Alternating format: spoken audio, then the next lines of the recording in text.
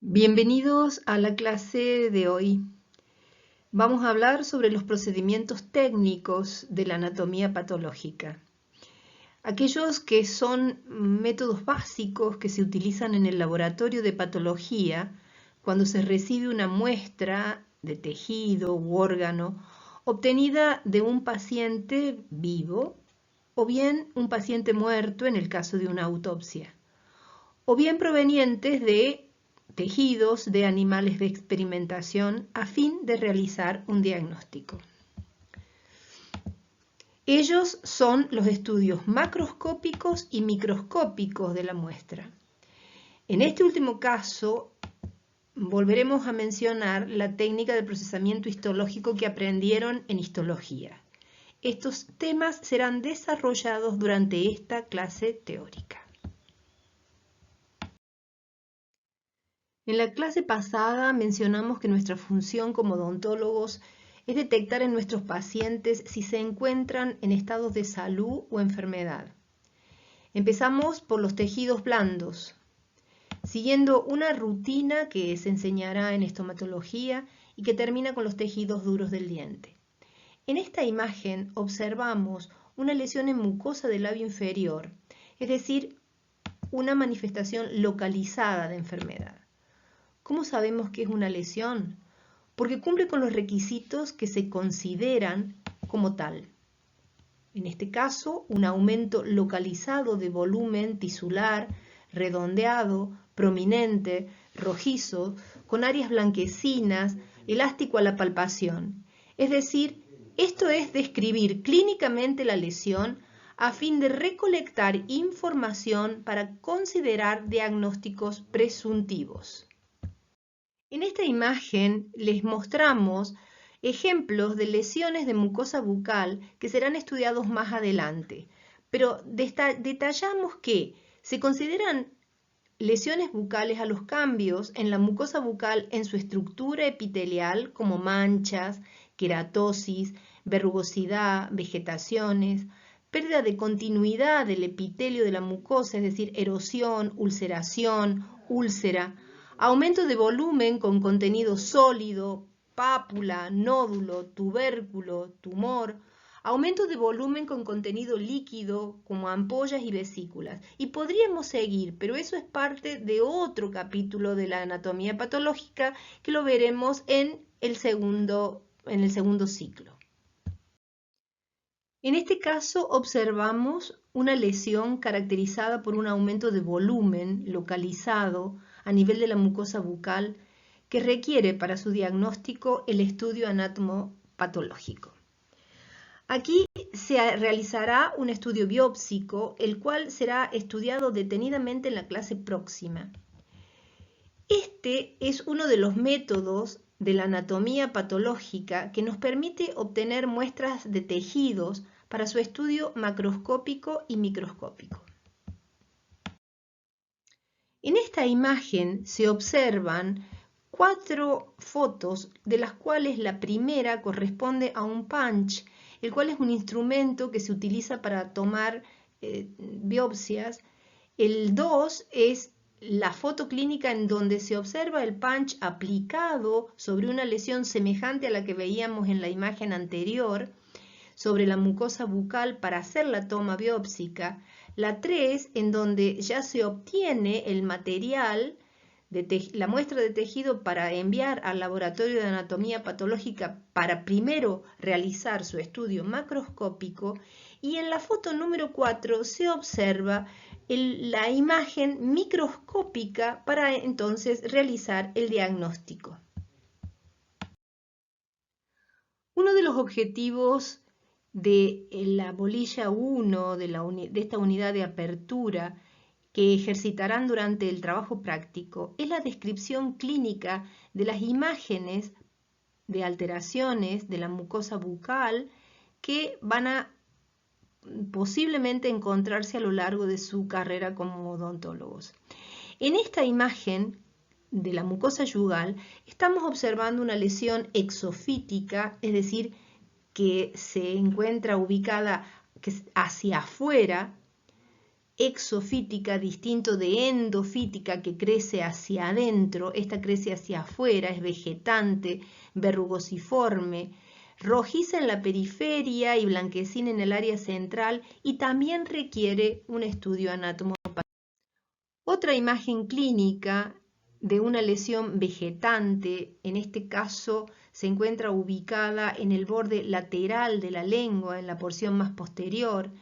Es rojiza, vegetante y requiere también un estudio anatomopatológico y biópsica para su.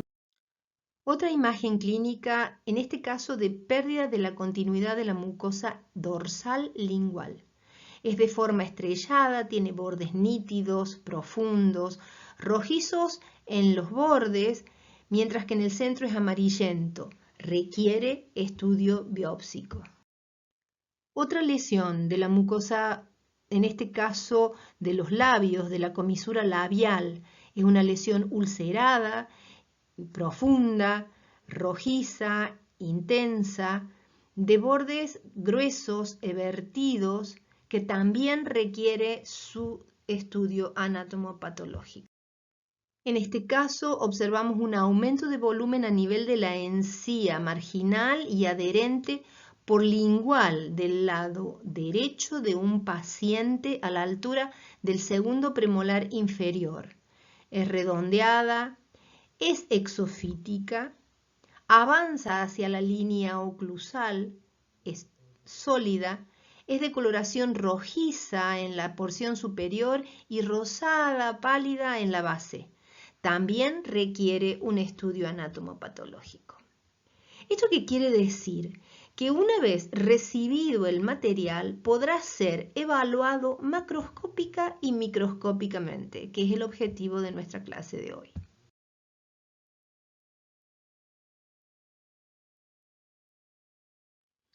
Esta imagen es de una muestra que se suelen recibir en los laboratorios de anatomía patológica correspondiente a una pieza quirúrgica. Es decir, es un material proveniente de una cirugía amplia donde se ha eliminado el tumor, en este caso del hueso maxilar, junto con parte de tejido sano vecino al tumor. De un lado, del lado izquierdo, se observa la imagen radiográfica del tumor y del lado derecho la fotografía macroscópica del mismo, que es el que vamos a procesar. En este protocolo del laboratorio de patología experimental se distingue que luego de los datos básicos, los datos clínicos, los datos radiográficos de la muestra, es importante la descripción macroscópica de la misma debido a la información que aporta para el diagnóstico, ya que luego, junto con el análisis y la evaluación microscópica, se llega al informe final. En esta imagen se distinguen claramente los pasos a seguir para realizar la técnica macroscópica. Se inicia con la identificación anatómica. ¿Qué dimensiones tiene? Las dimensiones se expresan en centímetros. ¿Qué peso tiene? Esto solamente es cuando estamos hablando de autopsias y nos encontramos con órganos completos y están previos a fijar, ya lo verán en la clase de autopsia. Y luego procedemos a la inspección del órgano o tejido. ¿Qué forma tiene? ¿Redondo, ovalado, alargado? ¿Qué color tiene? Si es rojizo, si es azulado, si es blanquecino, si es amarillo, si es verdoso, si es ocre, si es pardo. En todos los casos nos va dando información. Luego evaluamos la cápsula, esto en el caso de los órganos. Se evalúa la superficie, se observa si esta es lisa, si está rugosa, si es opaca o si está brillante. También se observan los límites, si están definidos claramente o se han perdido. Luego realizamos cortes de ese órgano o de esos tejidos y observamos cómo están en su interior, si es sólido o si tiene cavidades, si es mucoide, o sea, si tiene moco o parecido a un tejido fácilmente desplazable, blando, o si está tabicado, es decir, si tiene paredes que separan un área de una cavidad. Luego consideramos la palpación. Lo tocamos a ese órgano o a ese fragmento de tejido y vemos si es duro. Duro, es decir, fuerte, compacto. Si es duro elástico, es decir, si es semejante a una goma de borrar. Si es pétreo, es decir, si es duro suficientemente parecido a una piedra de tan duro que es. Si es firme, es decir, si es estable. Si es friable, es decir, que se desmenuza fácilmente al tocarlo. Si es blando, es decir, si es tierno, flácido. Si es quístico, es decir, si tiene una cavidad en su interior. Si es nodular, es decir, si es de una forma redondeada y que se desplace. Si es hídrico, es decir, podríamos decir que sea esponjoso. O si es normal. Y por último, observamos el instrumental con el cual estuvimos trabajando. Lo cortamos a ese órgano, estuvimos haciendo fragmentación del mismo material para darle la forma al taco. Y vemos si hubo resistencia al corte durante el momento que cortamos, si hubo ruidos, o si bien hubo líquidos que se escurrían, líquidos cerosos, citrinos, si hubo pus. Y luego miramos la hoja de ese instrumento con el cual estuvimos trabajando, que generalmente suele ser un cuchillo porque es al corte, y vemos si tiene secreciones o si tiene sangre. La manera de dejar plasmada los resultados de la descripción macroscópica es a través del siguiente formato. Es un formulario que llenamos con los datos del paciente, médico, institución, edad del paciente, sexo, raza, etc. La identificación del material, anatómicamente hablando, si estaba fresco o si venía fijado, qué tamaño tenía y qué peso. Los hallazgos patológicos principales en relación al tipo de lesión, lo mismo que veníamos hablando anteriormente, ahora lo concretamos en este formulario resumiendo los resultados obtenidos. También los hallazgos patológicos secundarios, si los hubiere, si hubiera estructuras normales presentes, cuáles. Algunos de los estudios especiales a veces acompañan las muestras, que pueden ser radiografías, tomografías, fotos clínicas.